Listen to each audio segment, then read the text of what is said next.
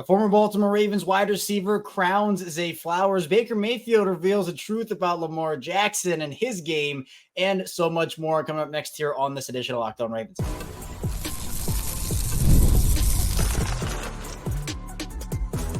You are Locked On Ravens, your daily Baltimore Ravens podcast. Part of the Locked On Podcast Network, your team every day. Welcome into another edition of Locked On Ravens, your daily Baltimore Ravens podcast. I'm your host, Kevin Ostreicher, Ravens Wire, here with you on the Locked On Podcast Network, your team every day. Thank you so much for being here, making Locked On Ravens a part of your day and your first listen each and every single day. We're free and available for you, all podcasting platforms, and of course in video form on YouTube, where you can follow along, of course, like, subscribe, also in audio form where you can tune in as well. 5 days a week, Ravens content. Whether you are a video watcher or an audio listener, it's the same show, both audio and video. Today's episode of Locked On Ravens brought to you by FanDuel. Place your first $5 bet. You'll get started with $200 in bonus bets guaranteed. Visit FanDuel.com to get started. Again, bonus episode here this weekend. Hopefully everyone's weekend is going well. Some stress-free Sunday action as the Ravens play on Monday night against the Tampa Bay Buccaneers, and they're certainly getting ready for that game. We have a lot to dive into in terms of that game, which we will a little bit today and some obviously tomorrow. That will be, we're not going to have a game day episode per se, because we only do that on the weekends. Our game day episode is going to be Monday, just regularly scheduled programming. But we're going to be talking about a former Ravens wide receiver crowning Zay Flowers, someone who's been very supportive of Zay, even dating back to the draft process in college. And then Baker Mayfield, he's been having a lot of fun with the media availability this week. We'll talk about what he said about Lamar Jackson, and also it's not actually a rivalry. They're like best friends, but the saga between Mark Andrews and Baker Mayfield. And then Snoop, not Tyler Huntley, but Snoop Dogg, showing some love to Lamar Jackson. Also, Tyus Bowser filed a grievance against the Ravens. So a lot of other stuff to talk about, kind of news, notes, and quotes in the final part of the show. Let's get into it, though. And the Ravens receiver who is going to bat here for Zay Flowers and has really been on his side, really hyped him up and made sure that everybody knows just how good he is. It is Steve Smith Sr. And I know that a lot of people, when they look at Zay's game, I've seen comparisons, is it Antonio Brown's game? Is it Steve Smith Sr.'s game? There are so many different receivers you can point to. I saw those comparisons on social media a bunch. And whether you agree or disagree with those, I'm sure there are other wide receiver comps that maybe you feel like go better with Zay. But again, those are two that I've seen. And so for Steve Smith Sr., he ended up, he's done this forever. He has hyped up Zay on a ton of different shows, platforms, talking to the Ravens, each thing that he does, he definitely goes out there and hypes up Zay. And so he was talking on 89, which is him and James Palmer. And he said, quote, his ability to separate, his ability to get in and out of routes, very physical. Love it, love it, love it. And he was talking about here how, he's going towards the corner. Nope. And he talked about how he's like Jedi mind tricking, corner falls, there is deception in Zay's game too. And Zay's been having a great start to the season. He is obviously Baltimore's unquestioned number one receiver. He is one of the players that makes this offense so dangerous. We talk about Lamar Jackson, of course, Derrick Henry, of course, right? Those are two guys that make this offense go. But so does Zay. And so do, honestly, guys like Rashad Bateman when guys like Rashad play their role properly, it makes everything, all the gears turn. But for Zay in particular, I always bring it up. If you're an everydayer, you're sick and tired of me saying it, I know. But when Peter King went out to Ravens training camp last year, when Zay was a rookie, he wrote in his column that really the only ways that you can stop Zay Flowers is if you go out there and you tackle him before the ball gets there, or you hold him. And that's who Zay is, getting off of the ball. His explosiveness. Again, as Steve Smith Sr. said there, getting in and out of routes. He is such a fluid route runner, such sudden movements, and his routes are so smooth. It's a silky smooth motion when you're talking about outbreaking routes or slants. It's not this clunky, he's running, stop, go. It's like boom, boom, boom, boom, boom. It's really quick, really sudden, really smooth. And that's what separates some of these really good route runners from the all right, they're okay. Zay also, the physicality. Zay is not a guy that's going to just stiff arm boy over, but he's a guy in his routes that I think people look at his size and his stature and just say, oh, this guy is fragile or something, right? Like I've seen that where it's like, oh, he's shifty, but he's fragile. Zay's not a fragile guy. Like Zay is strong. Zay has physical elements to him. He's not a DK Metcalf, right? He doesn't have that body. He's in terms of like his height and everything along those lines, but he is a strong guy, right? Like I don't want that to get lost in translation here, but the separation is the key part for me. As I've mentioned before, and through week 6, the Ravens have 4 players in the top 15 of average separation according to next gen stats. Mark Andrews is actually 5th in the league, but then you have other guys, Zay 13, Rashad Bateman 14, and Isaiah Likely 15. So those are all guys that are stepping up, and the separation factor makes things so difficult for this defense to be able to defend, or at least opposing defenses in general. That's what I meant. Opposing defenses to be able to defend these guys. I mean, that is the bread and butter here. At least one. There are many different factors of bread and butter in this Ravens offense, but part of it is the separation that these guys get on a weekly basis. On a weekly basis. So you're putting in a guy who's a smooth route runner, getting separation, all of that into an offense that does work play action really effectively, and we'll get to it, where Tampa Bay is not good. If we're talking about this Monday night game coming up, Tampa Bay is not good in terms of stopping play action. They're bottom 5, bottom 2, last in the league in a lot of those categories. So I just feel like with Zay and his potential, he has not even reached that yet. Like there's still so much that Zay can prove, so much that Zay can do. He's only in year 2, but he's already established himself as a guy that is connected with Lamar, has chemistry with Lamar. And we talked about this with another former Ravens receiver in Qadri Ismail a couple days ago. So be sure to check that episode out from earlier in the week. But it's about continuously trying to earn Lamar Jackson's trust, with all these teams. This isn't just a Ravens thing, but it is very hard to be able to just plug and play a guy into an offense and have instant chemistry with the quarterback week 1. It certainly happens. And I mean, we're going to see it. There are exceptions, like, again, what's going to happen in New York with Devontae Adams and Aaron Rodgers, where those guys played together in Green Bay for years.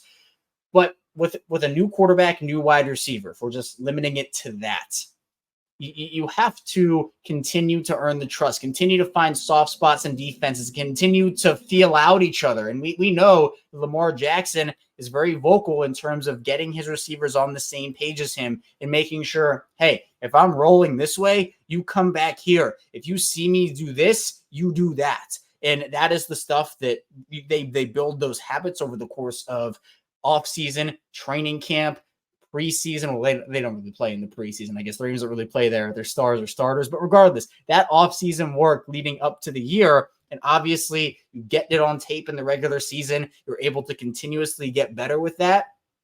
Zay's skill set is so needed in this offense, and it complements guys like Rashad Bateman, Mark Andrews, Isaiah Likely, etc.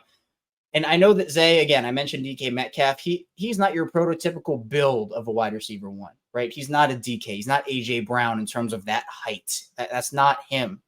But it doesn't matter. I don't classify who's a wide receiver 1 and who's not off of how tall they are, right? I know this might be a poor comparison of the situations based off how his Ravens tenure went, but Earl Thomas was small for a safety. And obviously he had a successful career in Seattle, had a great year on the field in Baltimore. Off the field still kind of makes me shudder a little bit with all that happened there. But again, on the field, he was great for the Ravens. But I wasn't going to discount Earl Thomas because he was small as a safety. It's about talent. It's the same thing. Like a better example, I guess, of this is Ardarius Washington, a guy that was supposed to go in the 3rd round of the draft a couple of years ago, goes undrafted mainly due to height concerns. There was some push and pull in the building in Baltimore about what his role was going to be should he even make the team. They decided to keep him. And he's a talented player. I mean, we heard it with Tyler Linderbaum and all these guys. It's not like Zay is like 5'7", okay? It's not like Zay is 5'7". He's just smaller compared to some of these other wide receiver 1s, but the talent is through the roof. So I'm really glad that, Steve has been able to continue to hype Zay Flowers up, continue to be on that train. It's really cool to kind of see a legendary Ravens receiver, even though he was only here for 3 years. Right? Steve was only in Baltimore for 3 years, but still one of the most impactful receivers this franchise has ever had. And I know that there are certainly some similarities between both of those guys and their games. Coming to the second part of the show, we'll talk about Baker Mayfield, what he had to say about Lamar Jackson, and also what he's been going back and forth on about with Mark Andrews, his old college teammate. Stay tuned, a lot to get to on Locked On Ravens. First, the show is brought to you by Arena Club. For most of us who like collecting cards, the idea of spending $2,000 or more on a Lamar Jackson rookie card, Zay Flowers rookie card, just isn't in the cards. I love collecting, but that's some serious money to drop. Thanks to slab packs from arenaclub.com, now it's possible to score gem mints for a fraction of their retail price. Every card being listed can be hit from last week's Arena Club slab pack drop. Arena Club is the only repack that provides real value, a complete view of all possible cards, and clear hit rates for each one. In the Arena Club slab packs, the experience is a lot better than those mystery packs you might have purchased because the display of available cards is awesome, the hit rates are great, and the grading is incredible. Arena Club slab packs are revolutionizing the repack game with transparency. The Arena Club grading process is accurate, fast, and transparent with a full grade rationale provided an explanation of how your card was scored. Right now, you can get 10% off your first slab pack or card purchase by going to arenaclub.com/LockedOnNFL. Use code LockedOnNFL. It's arenaclub.com/LockedOnNFL. Code LockedOnNFL for 10% off your first purchase. And this show is brought to you by Prize Picks. Prize Picks is the best place to get real money sports action with over 10 million members and billions of dollars in awarded winnings. Prize Picks has made daily fantasy sports accessible to all. You just pick more or less on at least 2 players for a shot ton up to 100 times your cash. Earn your game all season long on Prize Picks. And for me, there have been so many things I've looked at over on Prize Picks. They're always putting out new stuff, and it is awesome to go on there and look. You can now earn up to 100 times money on Prize Picks with as little as 4 correct picks. Prize Picks also offers weekly promotions that can lead to big payouts like Taco Tuesday. Each Tuesday, Prize Picks discount select player projections up to 25% to provide even more value for your lineups. Prize Picks is the best way to win real money this football season. Which players are going off, which ones aren't. Make your picks in less than 60 seconds to turn your sports opinions into real money all season long on Prize Picks. So for this Ravens and Bucs game, if you want Lamar Jackson, more on the passing yards. Baker Mayfield, more on the passing yards. You can do that over on Prize Picks. Download the app today. Use code LockedOnNFL to get $50 instantly after you play your first $5 lineup. Again, download the app today. Use code LockedOnNFL to get $50 instantly after you play your first $5 lineup. Prize Picks, run your game. We're back. Our second segment of Locked On Ravens. Kevin Oestreicher still here with you on this bonus edition of the show. Appreciate everybody for tuning in today, making Locked On Ravens a part of your day, your first listen each and every single day. And be sure to subscribe in video form, in audio form for 5 days a week, plus more of daily Ravens coverage. If you have a friend or a family member who wants some Ravens coverage, be sure to send them our way over on Locked On Ravens. Almost at 9,000 subscribers in the video side of things. So that goal's awesome. Once we hit it, we're going to be going for 10,000. So the community is growing at a rapid pace in video form, and in audio form is growing at a rapid pace too. So really appreciate all of the support. But Baker Mayfield ended up talking about Lamar Jackson. Both Baker and Lamar have had things to say about the other. Baker, first, this question was posed to Todd Bowles first about, Baker and Lamar and all this stuff. And Todd Bowles got a pretty big kick out of it. But then Baker was asked it, and he was told that his coach got a kick out of it. But it was more about the mobility of Baker Mayfield, and Baker admitted the truth about it, right? Some guys will say, oh, well, I do this, that, and the other. Baker, was asked about his mobility compared to Lamar. Also, Jaden Daniels and Josh Allen were in the question as well. And he was kind of laughing about it a little bit, said, I think there was a reference to like a try-hard kid or something in here, but Baker ended up saying, quote, I wouldn't put myself in that category, and then praised Lamar, said things they can do. And also Jaden Daniels, Josh Allen, extending plays, the vision, it's a God-given gift. And then Baker said, I'll do what I can, but it's not to that level. And look, that's obvious, right? And if you want to throw Jaden Daniels, Josh Allen into that conversation, Lamar in his ability, his athletic ability is one of one. Lamar in general is one of one. But the thing with Baker and Lamar is there is respect between the two of those guys. Baker early in his career had a couple of interesting things to say in terms of, just make him throw all day and it's our game. I remember that from back when he was in Cleveland.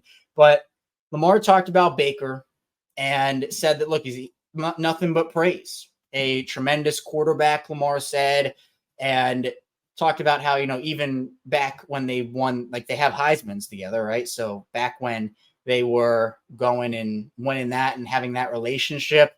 So he said you could say that they've got a relationship a little bit from there, but Lamar said outside of football, he's not around other quarterbacks. Like it's not the first time that he's said that, but Baker and Lamar have that respect. There was something about, Baker ended up talking about how Lamar's mom was intimidating. Then it got back to Lamar, and Lamar's like, hold on a second. What are you talking about? So these two guys, they it looks like they do have a lot of love for each other. And the thing that makes Lamar so special, Baker admitting like, oh, hey, I'm not in this realm of Lamar Jackson or any of those other guys, which is the truth. Like, that's the truth about Lamar. And part of what shines this light, or at least what these comments from Baker shine the light on, or at least what I want to use them to shine the light on, is that some of the reasons, like we talked about with Zay in that first part of the show, some of the reasons that this Ravens offense is so successful, in fact, a big reason is because it's not just about accounting for Lamar and his arm with defenses.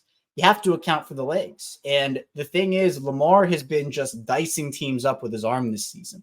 He has all these games, high completion percentage, passing touchdowns, all the things that people have been criticizing him of not having. Oh, this, that, and the other. Like, he's not throwing for this many passing yards a year, compared to all these other guys. He has all that this season. But the athletic ability that he has to, one, escape sacks, get out and roll in the pocket, find soft spots in defenses, he has made it so much more lethal this season because he's not just taking off and running or throwing an ill-advised pass. Some of the things that we've been talking about with Lamar is some of the decision-making over the earlier parts of his career. He was making good decisions one game and then bad decisions another game. He has turned into a very, very low mistake player. Kind of always has been, if we're being honest, relative to some of the other players in the league. Had a fumbling issue his rookie season, but he's never been a quarterback to have like an interception issue. Like that's not something you kind of think about with Lamar Jackson.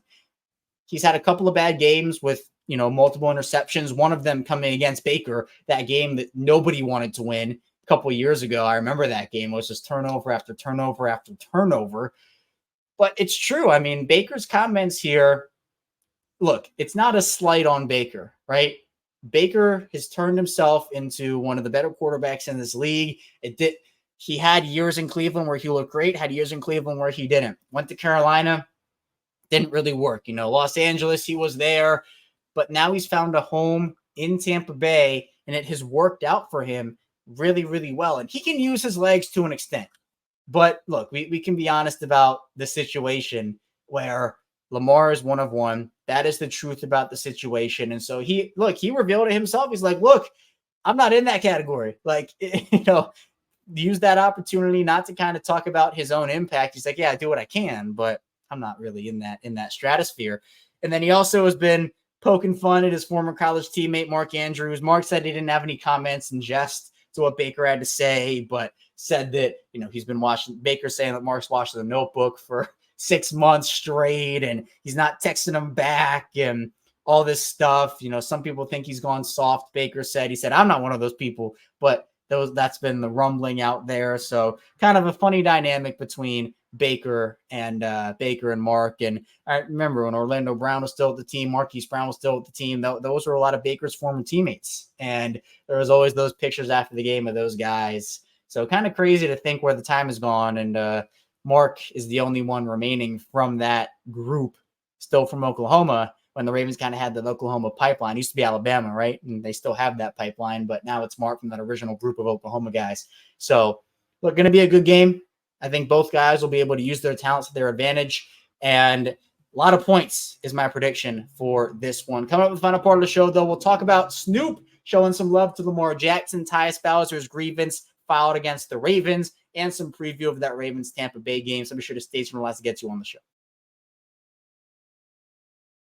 First, the show is brought to you by FanDuel. NFL fans, you can start the season with a big return on FanDuel, America's #1 sports book. So when you get a hunch in the middle of the game, you can check out the latest stats. You like play-by-play. There's so much more on the same page where you place your bets. Get started with $200 in bonus bets guaranteed when you place your first $5 bets for the Ravens and Buccaneers game on Monday night. Ravens open up as 3.5-point favorites. You can go on FanDuel, and if you want to choose the road favorite Ravens or the home underdog Bucks, be sure to do it over on FanDuel. Just visit FanDuel.com. That's FanDuel.com.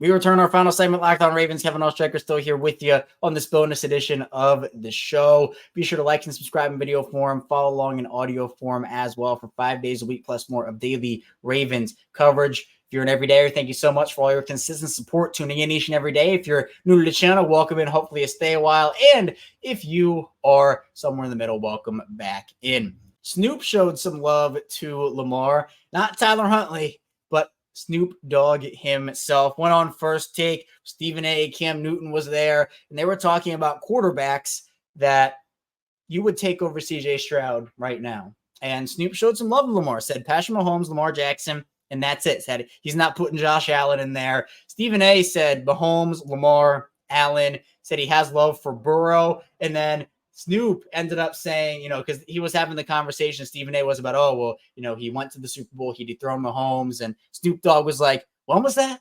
When was that? And Stephen A. had to be like, oh, all right, yeah, it was a long time ago. And then kept talking about how Joe went to the Super Bowl, Stephen A. did, and then Snoop was like, I hear a lot of that L word coming up, or I guess the other way for the camera, right? The L coming up. And got to talking about, hey, he didn't win the Super Bowl. He lost it. But Stephen A. was talking about back-to-back AFC championships, this, that, and the other.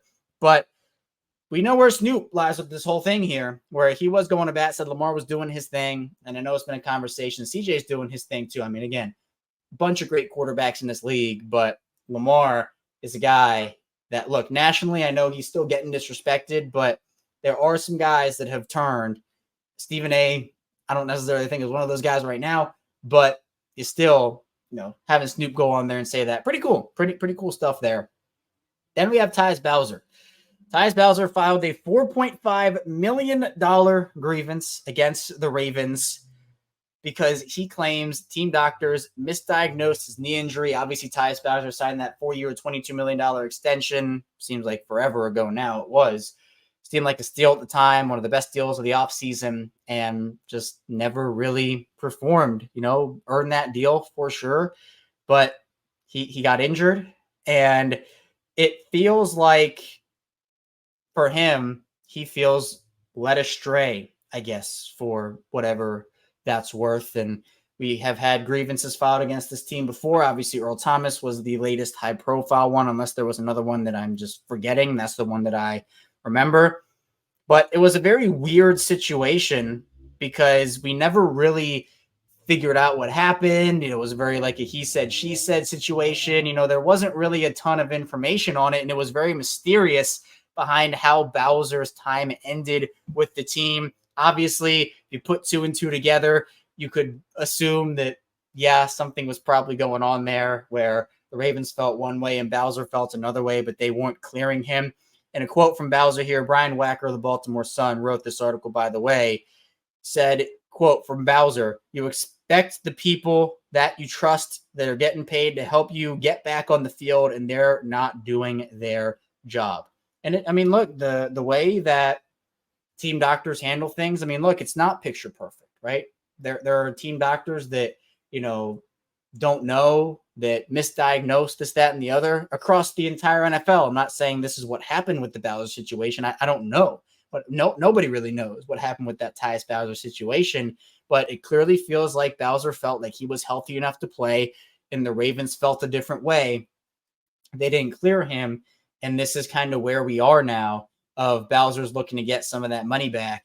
So we'll see how it all unfolds. I don't know if we're going to get any other information besides that, but he clearly is very displeased with how his tenure in Baltimore ended, which is sad because, he's a guy that I thought really filled in nicely into a role in Baltimore, embraced the community as well off the field. And so tough to see it end this way and kind of happen this way. But, I don't know what's going to unfold from it, but we'll see.